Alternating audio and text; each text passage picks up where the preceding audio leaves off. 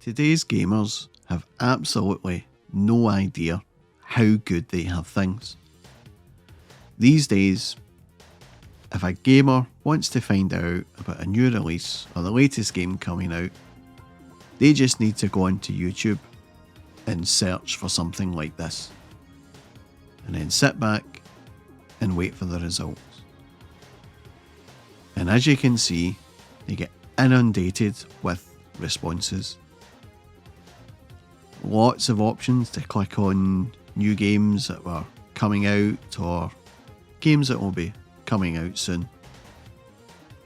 And as you can see, there are absolutely loads of them. And it's not just from the official vendors like Sony and Ubisoft as well. You get independent YouTube channels or just gaming content creators uploading compilations of trailers, or maybe even providing an insight as to what they think the trailer will actually produce, or what the game will be like. So even when we click on one, and we can see here the trailer for Assassin's Creed Mirage, everything looks just spectacular. Full 1080p content, and I'm sure this game will be 4K when it comes out on the PlayStation 5. But back in my day, we never had luxuries like this at all. We never seen a game moving or any gameplay footage of the game running until we actually got the game. We had to rely solely on magazines. And I'm going to take a wee look and explain what it was like growing up as a young video game fan in the 80s and 90s.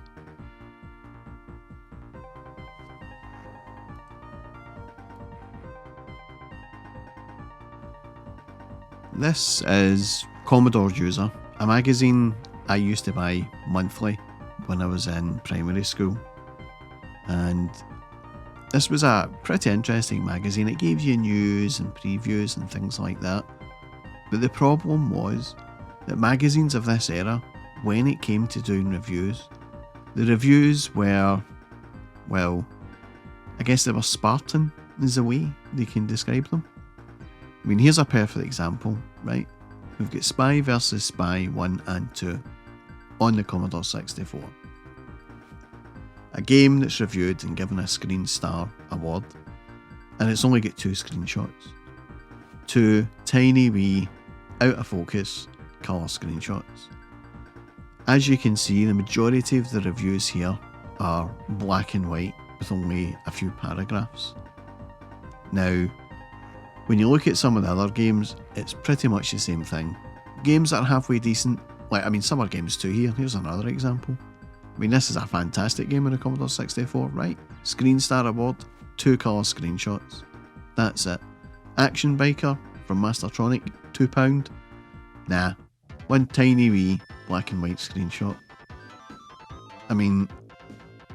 This is what we had to put up with in the 1980s, and to be honest, it was just something that we kind of expected. Really, the magazines at that time, I guess, were operating on tight budgets because there's nothing but adverts in here as well. There's adverts aplenty, especially for devices like this, the tape backup board, which is something I had. But yeah, it was so frustrating as a gamer that you just couldn't get any real information or any idea as to what a game was actually like when it was moving. And the still screenshots could have made the game look fantastic, but when it was moving, it could have been rubbish. Look at this. It shows you how far as well things have changed. So here's an advert for Softaid, which was part of the Band-Aid Ethiopian appeal. And you could get a compilation game for $4.99 on a Commodore 64 with 10 games. 10 games for $4.99. Absolutely fantastic. But apart from that, really, the main focus here is on the magazines and how frustrating it was being a video game player in those early days.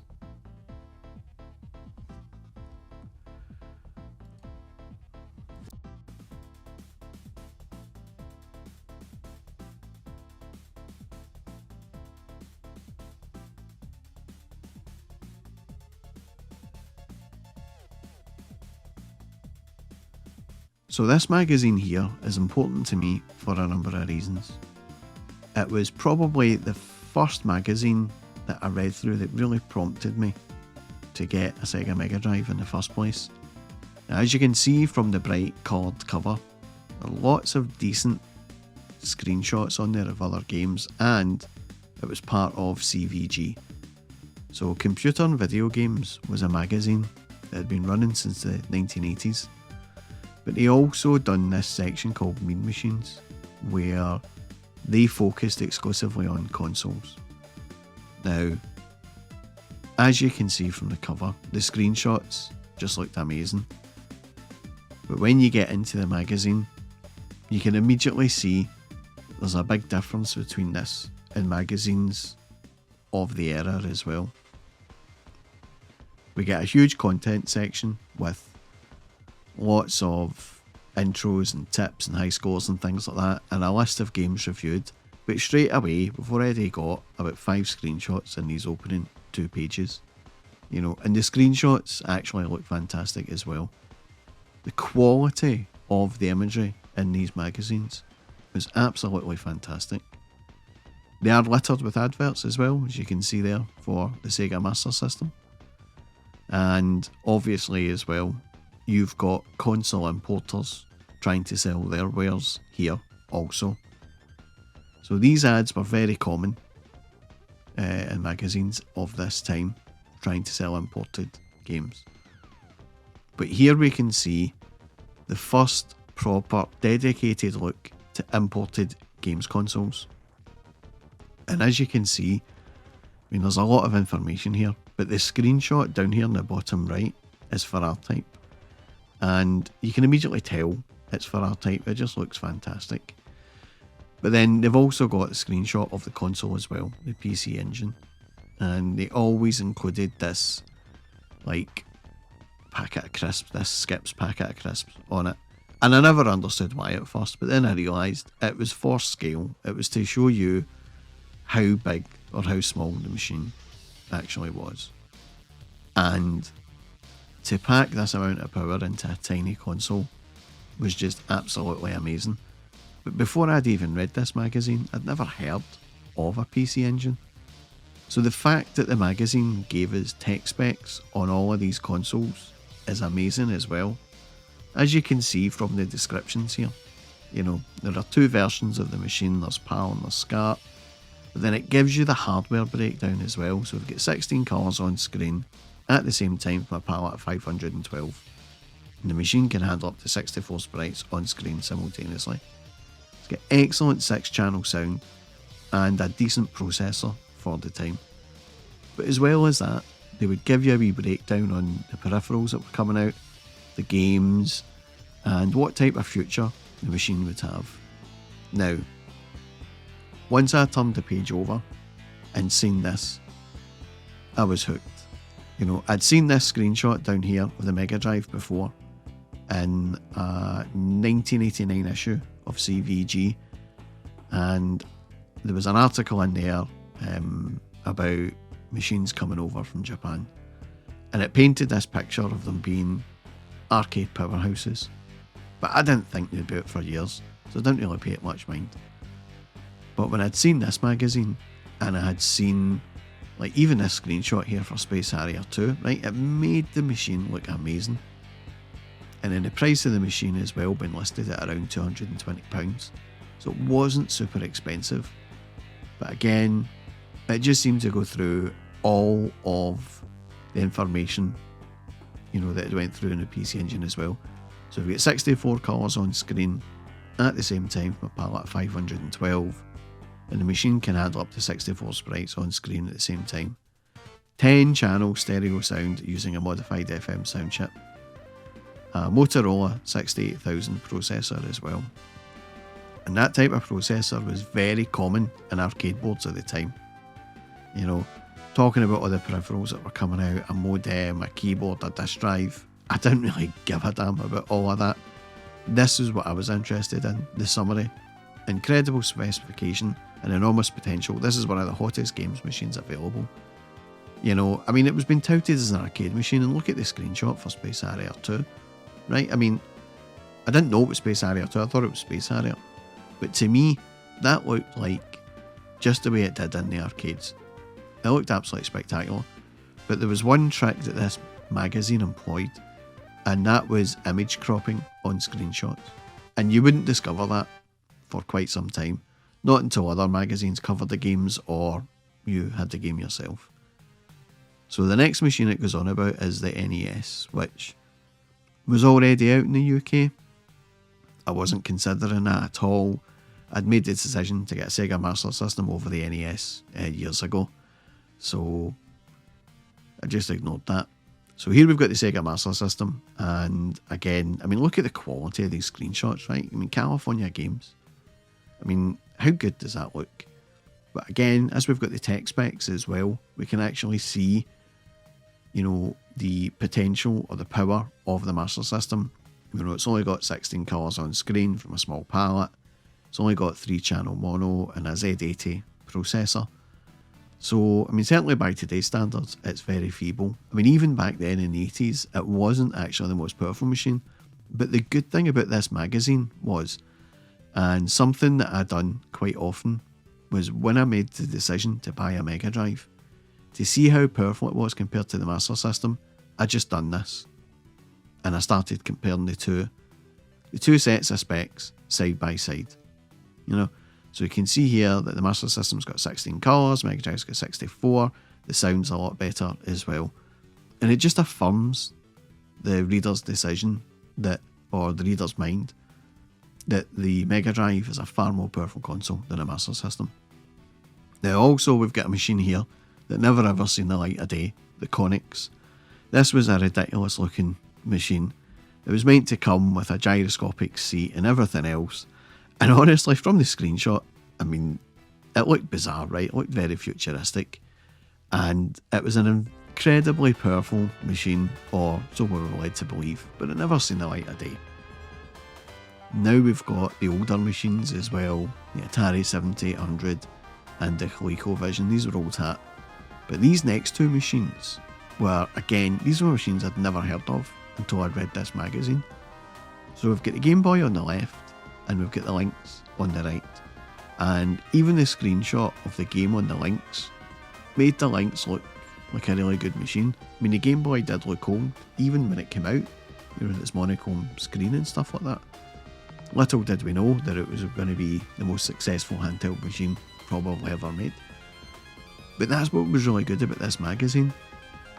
It opened up my eyes to what was going on out there in the rest of the world. You know, and realising that a lot of the best tech was coming from Japan. And that was the place you wanted to look at. Now obviously as well, it's covered off like the VCS as well, which, you know, is a bit redundant because I mean, it was, the VCS is older than time itself by the time this magazine came out in 1989. So I really don't see the need for it. And then we've got a tip section as well, where they start giving you tips on all of these games. And back in my day, you know, before the internet, before any of that stuff, this is how we found out about cheat menus and how to beat end of level bosses and all sorts of stuff like that. You know, you had to read it in the magazines or you had to buy it. Now, I'm not saying that every time I discovered a cheat for a game that I'd bought the magazine, quite often I would just go in to the newsagents and read the magazine and either write down the cheat if it was complicated or just submit it to memory and then try and execute it when you get up the road. But again, you know, these days now you can just go into Google and you can find all of these cheats and stuff. You know, you go into Google and you type level select for R-Type on a Master System and see what comes up. But again, even this tip section here, right, is just littered with good quality screenshots. I mean, look at this R-Type one. That looks fantastic. It just looks absolutely amazing. The screenshot there. It's just spectacular. Then we've got more tips and more screenshots, and not all of the screenshots, I will have to say, not all of them are amazing. And this one here for Wonder Boy is quite blurry. But the majority of screenshots in here are just outstanding. So we come to the first competition, and it's your chance to win a PC Engine. I didn't enter the competition myself. I'd already made the mind up that I wanted a Mega Drive. But even when we look at the high scores, right, the Mega Drive hadn't even come out in the UK, and there we've got 3 high scores in the magazine, and 1 from Joy and Rignall. Probably the fan favourite reviewer in these magazines from this time period. Then we get to the reviews, and again, it's not a massive improvement, I would say, over the course of the years. You still got 1 screenshot, but it's a decent size screenshot now. And the screenshots do make the game look good. But it's the ratings system they employ here, so they're breaking down the graphics and the sound and the value and the playability and all of that stuff. And they're giving you scores on it as well. So, again, it's like you can go online now onto YouTube, and pretty much anyone that plays gaming, whether it's retro gaming or modern gaming, will do reviews on games. But back then, the magazines were the only real source to get anyone's feedback on some of these games. And that was important as well, right? Because console games were very expensive in the 80s. You're talking for a Sega Master System game anywhere from £10 to £30, and for an NES game, some of those games are up to £40. So you can see here, you've got Pro Football on the Master System, £25 in a game that gets 95%. Now, if you're into American football, that would have been a good game to get, well worth the money. And you can see other games here. California Games, £25, 93%. California Games on a Master System is just an epic game, right? It just is. And you look at the quality of the screenshots, just amazing. And then Wonder Boy 3, probably the best game ever in a Master System. We only get 1 screenshot and part of a password, which is a tease. But again, these reviews were invaluable, really. And then we get to a review that changed pretty much everything for me. And that's the review of Ghouls and Ghosts on the Mega Drive. Now, this game, I'd played it briefly in the arcades. But when I'd seen the screenshot in this magazine, I honestly couldn't tell a difference at the time. The screenshot just made the game look utterly amazing. It just looked so damn good, And I had spent many an evening scouring over that screenshot and these ratings here, But it's this second to last paragraph in the review that, always stuck in my mind. As arcade conversions go, this has to rank as the best we've witnessed on any machine. It's a pixel for pixel, sound for sound, play for play, spot on copy of the original. There are simply no differences. If you've got a Mega Drive, you'll be utterly bonkers to miss this. Now, of course, obviously with hindsight, we know that the game isn't exactly a pixel for pixel copy of the arcade, right? But again, at this time, we just don't know. And this actual copy of this magazine, this one wasn't the one I owned. The one I owned is very tattered. I ended up buying this on eBay, and the previous owner must have been thinking along the same lines as me, but they were ticking games that they wanted to get, and clearly they wanted Ghouls and Ghosts and World Cup Soccer, the Mega Drive. I would have taken Ghouls and Ghosts, but over £40 a game, I would rather have had other games as opposed to that.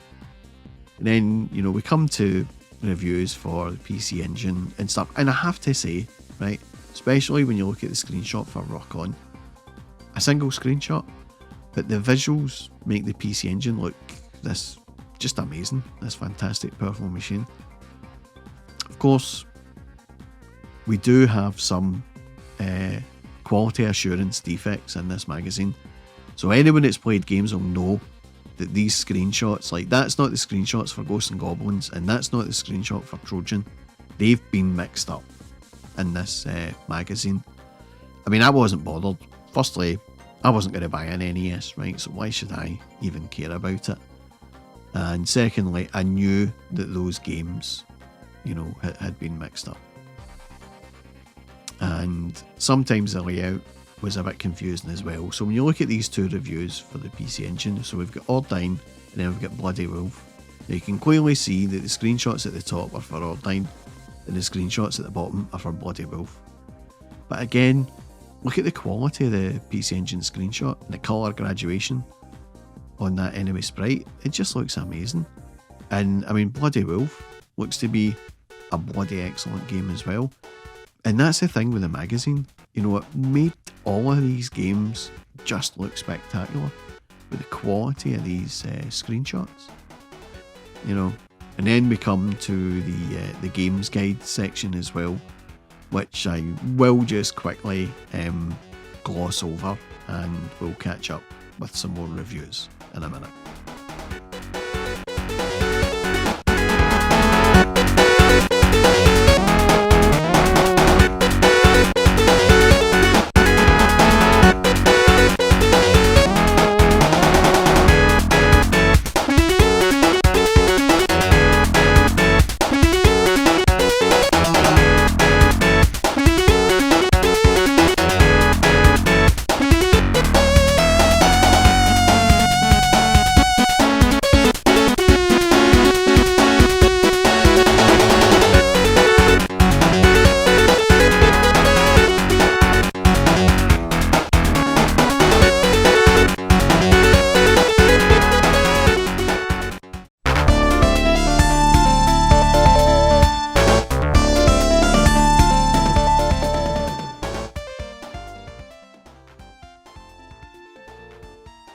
Yeah, so just skip past all the tips and things like that, but even then, the screenshots in the tip section, you know, were still a real selling point for this magazine. It was always still something for you to have a look at and sort of swoon over, if you like.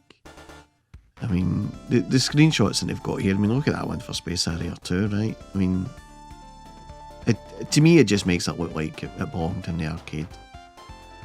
And it definitely reaffirmed that the Mega Drive was a really powerful machine, and it was definitely worth having, and that it would recreate the arcade experience at home.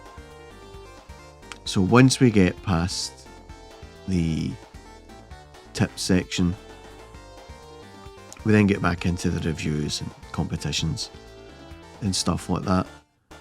And, you know, there might only be maybe 2 or 3 screenshots for each of these reviews, but I mean, again, the quality of them was unlike anything that had ever been in any other magazine up to this point. You know, each screenshot made, it's kind of hard to describe, but each screenshot made the best representation of each game.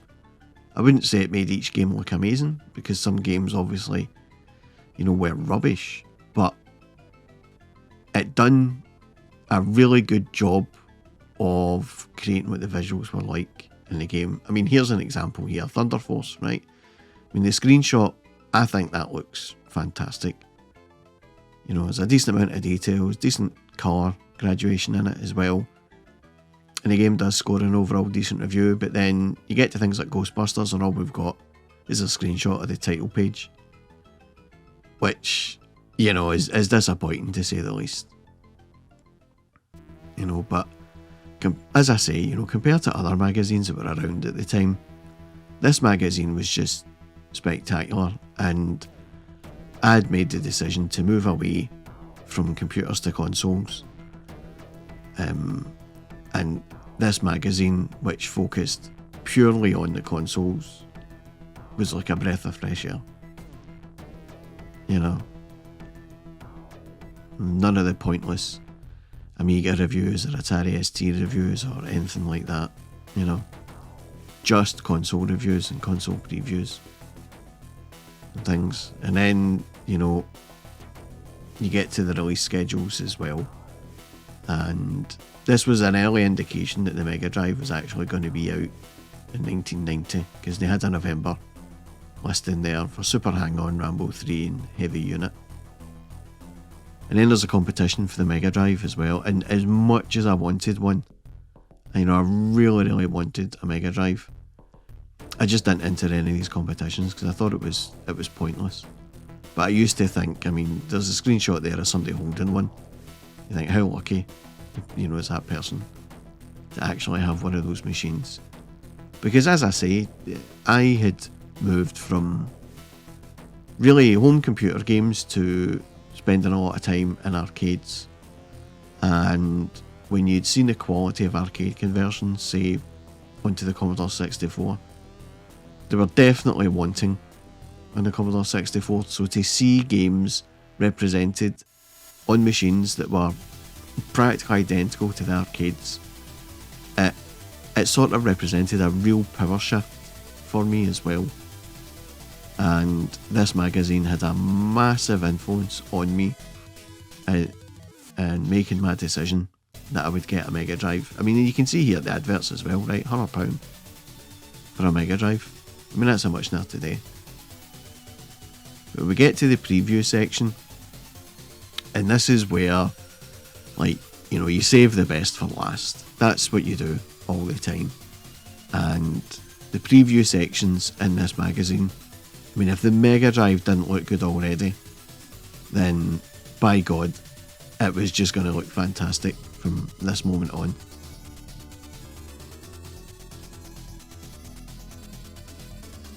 So we can see here other games on the PC Engine, like Batman on the PC Engine, and Atomic Robo Kid, and Power Drift as well.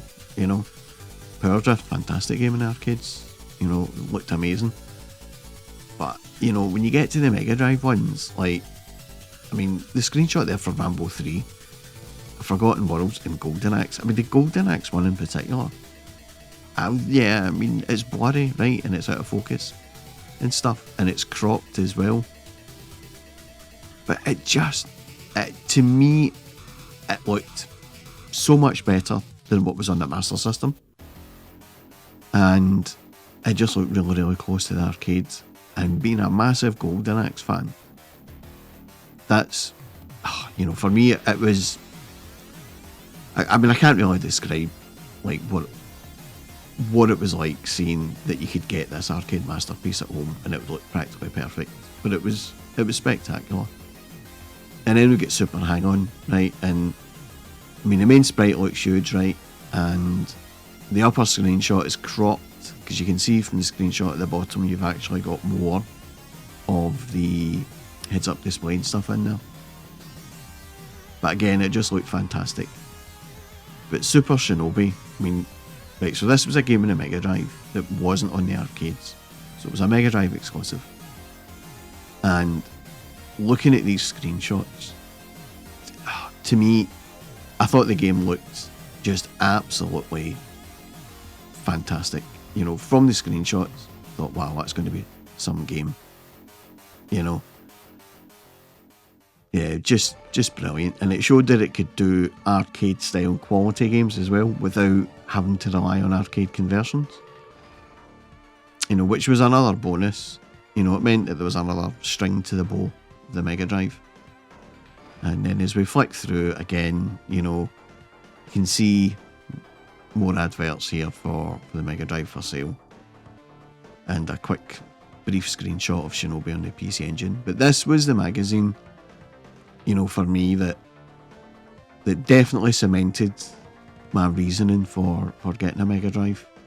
You know, yeah, and every time I read through this, every time I flick back to this magazine, you know, I immediately feel about 13 years old again. I really can't describe it, but there was another magazine that probably had an even bigger impact on me, and it was this one here.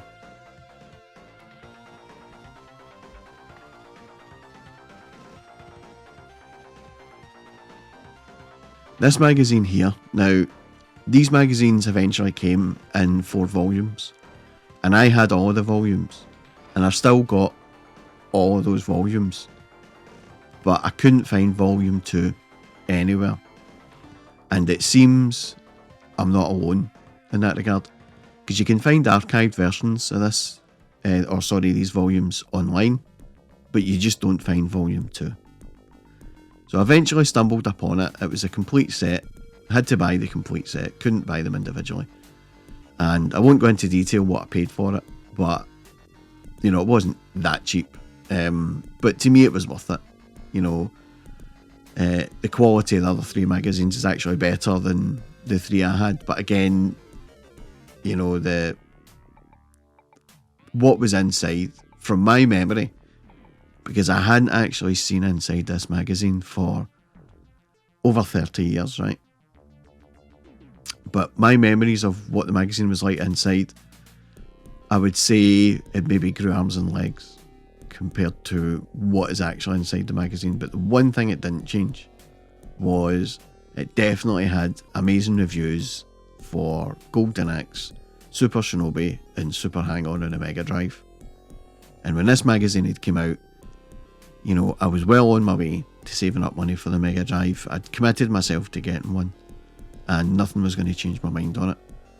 And to see the reviews for these games and confirming that, as well as looking close to the arcade, that they played close to the arcade, was, it was just a massive relief. But as we scroll through the magazine and we get to the news, you can see there's a slightly different look and feel to this volume. It looks a bit more professional, a bit less slapdash compared to volume 1. And they cover off things like the Peace Engine Express, and then obviously the Neo Geo as well, which, really needs no introduction, but at this point it did. It was just been announced really. And I mean, it was described accurately as an arcade at home, but the games were going to be £200 each, right? Cost of a Mega Drive. So who could actually afford to buy a machine like that? Not me, not in my paper run. So yeah, it was a machine that looked good and everything, but at the time I thought to myself, why would you pay £200 for an arcade game on the Neo Geo when you can get an arcade game on a Mega Drive for about £30? And bear in mind as well, this was before the official release of the Mega Drive, so the prices of the Mega Drive games had yet to be announced. I just assumed that they would be about £30, but they were actually £35. The majority of the games were £35. Some games like Rambo 3 were £30, but the majority were £35, and then you eventually got $39.99 games cropping in, and then things like Strider and Ghouls and Ghosts, because of the extra memory, they were £45. But yeah, the first competition, and it's basically win pretty much everything. A PC Engine, a Mega Drive, a Game Boy, and an Atari Lynx. Again, didn't enter the competitions. I just didn't see... It was unlikely that I was going to win, so I just didn't bother entering them. But one thing that I think, was improved in this volume as well was the size of the screenshots. So we get far larger screenshots in a lot of these reviews. And again, the quality of the screenshots as well was, truly exceptional. I think this magazine, more than any other magazine, really punched above its weight when it came to quality of screenshots. I mean, just look at that motorcycle racing game in the PC Engine. I mean, the screenshots made it look fantastic. And then, we've got Chase HQ in the Mega Drive, on the Master System, which is a not bad game. And then we've got Tatsujin or Truxton on the Mega Drive. And I've got to be honest, Truxton is a game that I didn't actually want to buy or own or anything. Didn't really, I'd fallen out of love with shooters at that point, and it's not a game I've got an awful lot of high praise for. And I know that folk like Mark from Classic Game Room, that this is his favourite game of all time, and but this is what's great, right? I mean, everybody's got different opinions on games and stuff like that, and he defends Truxton to the hilt, and more power to him, for doing that. Then we get to the other reviews, and some of these reviews are brutally honest, I have to say. And then we get to the review of Golden Axe on the Master System, which I'd already played around about the time this magazine had come out. And I would say that this overall score is accurate on the game as well. And again, you get cropped screenshots and stuff. Now, Shinobi on the PC Engine, slightly disappointing review, 81%, but visually, when I looked at these screenshots, I was just thinking to myself, it's unbelievably close to the arcade. And then we get Impossible Mission on the Master System, and Impossible Mission was a fantastic game on everything, right? On the Commodore 64 and every other format it came out. It was just fantastic. The quality of the screenshots for the handhelds was obviously a bit disappointing, but again, that'll be due to the quality of the LCD screens and things at the time on the devices.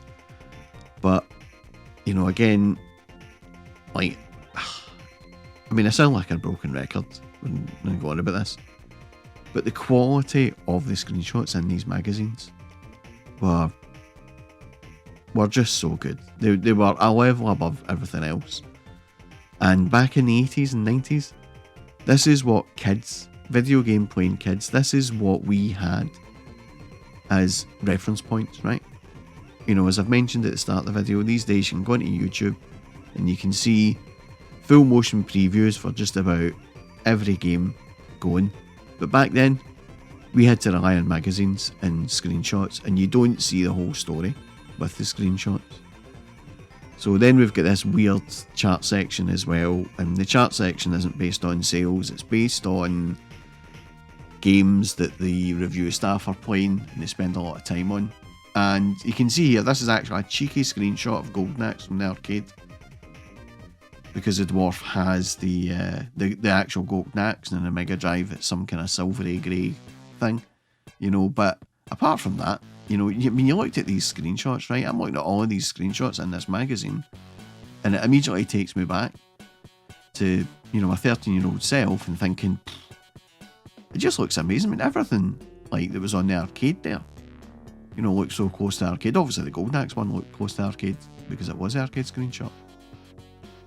And then, we get to another tip section, and I must admit, I read this tip section to the point where I could quote it verbatim, and I was spending a lot of time looking at these screenshots as well, and just imagining what the game was actually going to be like.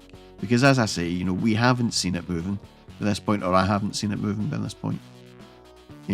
I've just seen screenshots in magazines. And with the Mega Drive being described as an arcade machine, I was expecting something different from what Revenge of Shinobi actually was. And I wasn't disappointed with Revenge of Shinobi at all, but it wasn't what I thought it would be. And again, here in the tip section, I get, loads of screenshots for Super Hang-On, and, a still screenshot, so you can't actually see how choppy the scrolling is in this game, but from the still screenshot, I thought it looked really, really similar to the arcade. And I thought, yeah, I definitely need to get that game as well.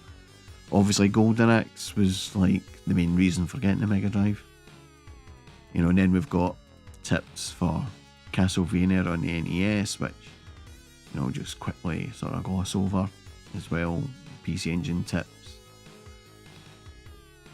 Tips for various other games and stuff. But yeah, if there was a tip for a Mega Drive game and it had a screenshot, I'd have probably spent 20-30 minutes of an evening just literally swooning or drooling over the screenshot.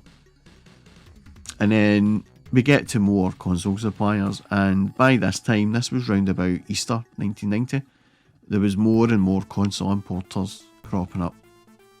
So we were beginning to see more people actually selling imported Mega Drives and things like that, and you were getting an indication of the price of some of these games. So you can see here, like Super Thunderblade's £32, Space Harrier 2 is £32, and stuff. Golden Axe 35, which is what the price would be in the UK and stuff. But again, we wouldn't find that out for about another 5 months. Things. So we get to more reviews here, and the Super Hang-On review. And I mean, I would say the review for this probably at the time was accurate. I think by the time Super Hang-On came out officially, the review would have been downgraded a wee bit. But again, you know, I would have to say at the time it's fair compared to other racing games that were around at the time on other formats. I think this was a fair score. But I mean, the screenshots just, I mean, they make the game look fantastic, right? But the whole point of a racing game is like how quick it is, which you can't convey in a single screenshot. But when you read the comments and people say things like, oh, it's a near identical version of the arcade, you have to take that as gospel, right? And go on your gut when you decide to get it. So here's the NES review for the Turtles game, and then we've got Operation Wolf. So there's not even any in-game screenshots of Op Wolf in the Master System here. But these other screenshots, I mean, that looks impressive for the Master System, right? I mean, who wouldn't agree with me on that? They just look spectacular. Then we've got other game reviews, and then we get to the Super Shinobi review. Now, this review, admittedly I spent more time swooning over the screenshots and reading the ratings, but that's purely because, as well, the colour that they used for the text for the main body of the review really clashed with the background of the magazine, and it made it nigh on impossible to read it. But you didn't really need to read it, right? I mean, you looked at these scores and you looked at the quality of the visuals in these screenshots, and again, you know, with hindsight of playing the game, you can see that all of these screenshots are taken from the first 3 levels, but you don't know that until you play the game. And the game, I mean, I can't really begin to describe what I thought that game would be. And when I played it, it wasn't what I thought it would be, but it was every bit as good as I thought it would be, if that made sense. And then we've got the review of Golden Axe, and I mean, this was a game that needed no introduction at that point. And certainly compared to the Master System version, I'm looking at these screenshots, and it's been maybe just even like a week or two since I played it in the arcades. But to me, this looked really, really close to the arcades. And one of the things, it sounds a bit silly, right? But one of the things that helped convey that for me is the fact that these Amazonians on the beasts sit at an angle, whereas on a Master System, they sat straight. So I thought, yeah, it's that extra bit of attention, it's that extra layer of detail, you know? And again, the ratings for it just affirm that this is a fantastic game. And then the comments as well by Joey and Rignall. He basically says that some people say Mega Drive games are expensive at £35, but when you're basically getting the equivalent of a real coin-op, I don't think it's much to pay at all. And I would agree with that. I would say Golden Axe was fantastic value for money on the Mega Drive. You know, when it came out, it had the beginner mode and it had the versus mode. And it had extra, well, you can't really say 2 levels because one of the levels was the game boss, but it had extra levels, and it wasn't very challenging, granted, as most Mega Drive games weren't very challenging, but still a fantastic buy. And you know, the PC Engine version of JSHQ here, which, you know, again, the screenshots just made it look just absolutely amazing. And then we get to the preview bit again, and this is, again, you know, saving the best for last, right? You know, again, looking at these screenshots for games. Now, admittedly, there wasn't an awful lot of games that were previewed the Mega Drive here that I actually wanted to get. I mean, Ghostbusters, I thought it certainly looked different from other Ghostbusters games, and I did get that game. And it's not a bad game on the Mega Drive. It's not actually a bad game. Then we did a screenshot of Moonwalker there, and we get a screenshot of Super Monaco GP, which I suspect is actually the arcade title screen there, and Super Real Basketball, and then just an advert for the magazine and the Sega Master System, and that's it. You know, these these two magazines here were definitely the sort of swinging point for me in swinging over to the Mega Drive. The quality of the screenshots and stuff like that, and the previews and things, they just made the console look amazing. And by the time I got my Mega Drive, after I got it, these two other volumes were available, which I will review in another video. I think this video is quite long. I didn't expect it to be quite long, but again, you know, it's the same thing. It's the quality of the screenshots that were in the magazines, and you know, yeah, it's to me, for me personally, I can't speak for anyone else, but for me, these magazines here are my holy grail of video game magazines. You know, you can quite easily find archives of Mean Machines all the way from issue 1 to, I think it was issue 22 or 23 whenever it ended, and then it split into Mean Machines Sega and Nintendo Magazine System. But you cannot find archives for this complete set. And yeah, that's to me, they are almost as big a part of my my memories of video games. They're as big a part of my memory of video games as the actual games themselves. So hopefully that that wasn't terribly boring for anyone who's managed to watch through to the end, and I do thank you if you've watched through to the end. And I would just like to say, if you enjoyed this video, please do give me a sub and a thumbs up, or maybe even a comment or two below, or possibly a link or two to any old video game magazines from your youth that hold a lot of strong memories for yourself. And I'll do a part 2 for the other two in there as well. But that's all from me, folks, for the moment.